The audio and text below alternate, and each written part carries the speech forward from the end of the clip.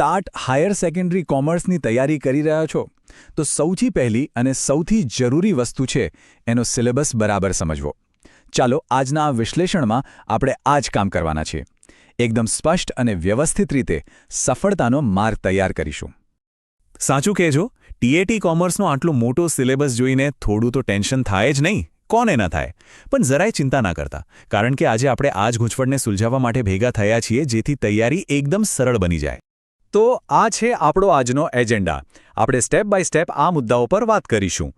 ટીએટીએચએસ કોમર્સની blueprint, પછી એકાઉન્ટન્સીમાં mastery, business અને મેનેજમેન્ટનું વિશ્લેષણ, બાકીના બધા વિષયોને કેવી રીતે કવર કરવા, અને છેલ્લે સફળતા માટેનો તમારો પોતાનો રસ્તો. સારું, તો ચાલો શરૂ કરીએ આપણા પહેલા મુદ્દાથી. ટેટ એચએસ કોમર્સ એક બ્લુપ્રિન્ટ. જુઓ, આ સિલેબસને ખાલી ટોપિક્સનું લિસ્ટ ના સમજતા, આ તો પરીક્ષા પાસ કરવા માટેનો એક નકશો છે, એક પરફેક્ટ બ્લુપ્રિન્ટ. એક વાત ગાંઠ બાંધી લેજો, આ પરીક્ષાનો આખો પાયો ધોરણ 11 અને 12ના સિલેબસ પર જ ટકેલો છે. બસ, બીજું કંઈ નહીં. જો આ બંને ધોરણો પર તમારી પકડ મજબૂત હશે તો સફળતા પાક્કી છે. આ જ છે આખી ગેમનો સૌથી મોટો સિક્રેટ. ઓકે, હવે આવીએ કોમર્સના સૌથી મુખ્ય વિષય પર, એના હૃદય પર, નામાના મૂળ તત્વો એટલે કે અકાઉન્ટન્સી. આ વિષયને સમજ્યા વગર કોમર્સમાં આગળ વધવું લગભગ અશક્ય છે. તો ધોરણ 11ની વાત કરીએ તો અહીં આખો ફોકસ અકાઉન્ટિંગનો બેઝ મજબૂત કરવા પર હોય છે. મતલબ કે જે બેઝિક નિયમો અને કોન્સેપ્ટ છે એ બધા અહીં ક્લિયર થાય છે. અને આ બેઝ ક્લિયર હોવો ખૂબ જ જરૂરી છે આગળ વધવા માટે. જુઓ કેવી રીતે સ્ટેપ બાય સ્ટેપ આખું સ્ટ્રક્ચર ગોઠવાયેલું છે. સૌથી પહેલાં તો હિસાબી પદ્ધતિ શું છે એની ઓળખ, પછી વ્યવહારોની એન્ટ્રી કેવી રીતે કરવી, આમનોંધ, ખાતાવહી, કાચું સરવૈયું, પછી ઘસારા જેવો મહત્વનો ટોપિક, અને છેલ્લે આ બધાનો સરવાળો એટલે કે ધંધાના ફાઇનલ એકાઉન્ટ્સ તૈયાર કરવા. એક પછી એક સીડી ચડવા જેવું છે. હવે એકવાર ધોરણ 11નો આ પાયો પાક્કો થઈ જાય એટલે ધોરણ 12માં લેવલ અપ થાય છે. અહીં આપણે ભાગીદારી પેઢી અને મોટી કંપનીઓના અકાઉન્ટિંગની દુનિયામાં એન્ટ્રી કરીએ છીએ, જે થોડું વધારે કોમ્પ્લેક્સ છે. તો ધોરણ 12માં આખો ફોકસ શિફ્ટ થઈ જાય છે. અહીં મુખ્યત્વે ભાગીદારી પેઢી અને કંપનીઓના હિસાબો પર ભાર મુકાયો છે. સ્વાભાવિક છે કે અહીં ટોપિક્સ વધુ ઊંડાણવાળા અને ટેકનિકલ બને છે.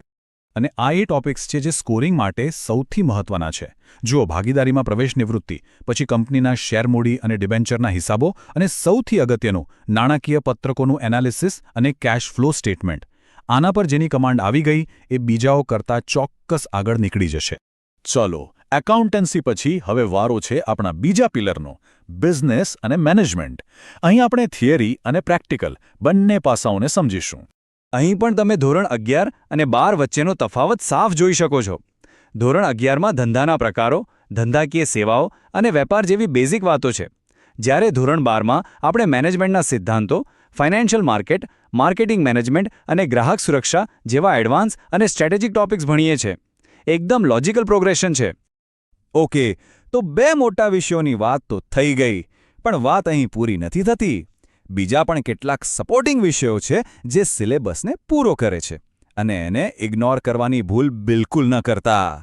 જેમ કે વાણિજ્ય પત્ર વ્યવહાર. હવે આપણને લાગે કે આમાં શું છે, પણ ના, પ્રોફેશનલ દુનિયામાં કેવી રીતે વાતચીત કરવી, પત્રો કેવી રીતે લખવા, ડોક્યુમેન્ટ્સ કેવી રીતે તૈયાર કરવા, આ બધું ખૂબ કામનું છે. અને એક સારા શિક્ષક માટે પણ આ કમ્યુનિકેશન સ્કિલ બહુ જ જરૂરી છે. ટૂંકમાં આ આખો સિલેબસ એક જિગ્સો પઝલ જેવો છે. સાચી અને પૂરી સફળતા ત્યારે જ મળશે જ્યારે દરેક ટુકડો, ભલે નાનો હોય કે મોટો, એની સાચી જગ્યાએ ગોઠવાય. માત્ર મેઇન વિષયો પર ફોકસ કરવાથી નહીં ચાલે. અત્યાર સુધી આપણે જોયું કે શું ભણવાનું છે. હવે આવે છે સૌથી અગત્યનો સવાલ, કેવી રીતે ભણવાનું છે. તો ચાલો હવે વાત કરીએ સફળતા માટેની પરફેક્ટ સ્ટ્રેટેજીની. આ એક સિમ્પલ 4 સ્ટેપની સ્ટડી પ્લાન છે, જેને કોઈ પણ ફોલો કરી શકે છે. સ્ટેપ 1, પહેલા ધોરણ 11ના બધા કોન્સેપ્ટ પાણીની જેમ ક્લિયર કરી દો, બધા જ વિષયોમાં. સ્ટેપ 2, પછી ધોરણ 12ના એડવાન્સ ટોપિક્સ પર આવો. સ્ટેપ 3, જે પણ શીખો એને પ્રેક્ટિકલ ઉદાહરણો સાથે જોડવાની કોશિશ કરો. અને સૌથી છેલ્લું સ્ટેપ 4, રિવિઝન, રિવિઝન અને રિવિઝન. સતત પ્રેક્ટિસ અને રિવિઝન વગર બધી મહેનત પાણીમાં જશે. બસ આટલું કરી લો, સફળતા દૂર નથી. માર્ક ટ્વેને બહુ સરસ વાત કહી છે કે આગળ વધવાનું રહસ્ય શરૂઆત કરવામાં છે. ઘણીવાર આપણે બસ પ્લાનિંગ જ કરતા રહી જઈએ છીએ, પણ સૌથી અઘરું અને સૌથી જરૂરી કામ છે પહેલું પગલું ભરવાનું. તો રાહ શેની જુઓ છો? આજથી જ શરૂ કરો. તો હવે તમારી સામે આખી બ્લુપ્રિન્ટ તૈયાર છે, રસ્તો એકદમ સાફ દેખાઈ રહ્યો છે. હવે સવાલ એ છે કે આ સફરની શરૂઆત તમે કયા ટોપિક પર માસ્ટરી મેળવીને કરશો? આ પ્રશ્ન પર વિચારજો. તમારી આવનારી પરીક્ષા માટે